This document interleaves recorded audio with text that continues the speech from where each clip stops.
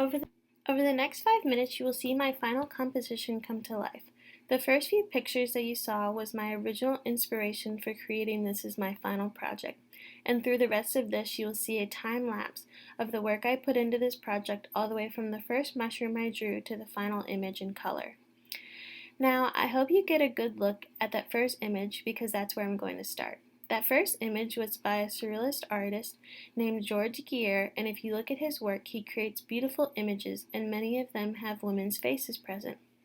In this particular image, it was of a woman looking through the sky onto a beach, and this is where my inspiration sparked. I melded this image with a picture of funky mushrooms, a castle from Alice in Wonderland, and the yellow brick road from The Wizard of Oz. The fantasy I created is my comment on the American dream, the idea of freedom, and it reflects not only my identity, but my own dreams and challenges. If you looked closely at the surrealist image, you should have seen a woman's face, and that most of her face was actually a part of the sky, meaning she's trapped looking at this image of the beach, and unless that wall continues to crack and fall away, she'll be stuck like this, just observing the scene.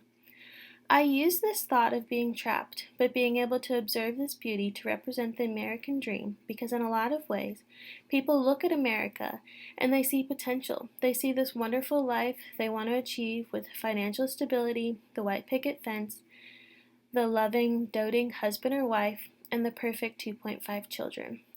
But achieving this dream is really just a fantasy. The image I created was blending ideas from movies to create the ultimate fantasy, something that can never be reached no matter who tries or how hard they might work. Because I believe that no matter how successful you become, you can never achieve the level of perfection that the American dream promises. I also believe that achieving anything all depends on what you look like, and that's why I chose to make the woman in my image be a person of color.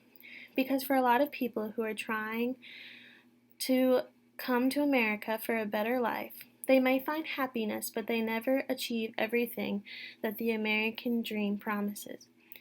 But the one thing that they always achieve, that the American dream promises, is that you'll always be able to look at this fantasy and wish you could reach it.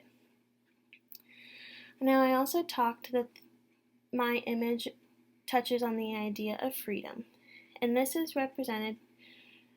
be seen because the United States has presented itself to the world as a place of endless possibilities and that you can come and be whoever you want to be. But unfortunately, this is only true for some.